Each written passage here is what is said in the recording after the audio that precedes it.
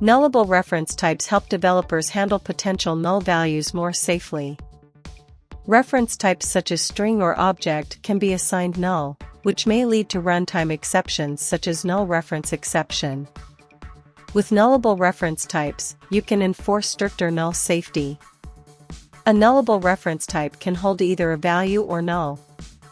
To explicitly declare a reference type as nullable, a question mark is placed after the type name. A non-nullable reference type must always contain a value. If null is assigned to a non-nullable variable, the compiler will generate a warning.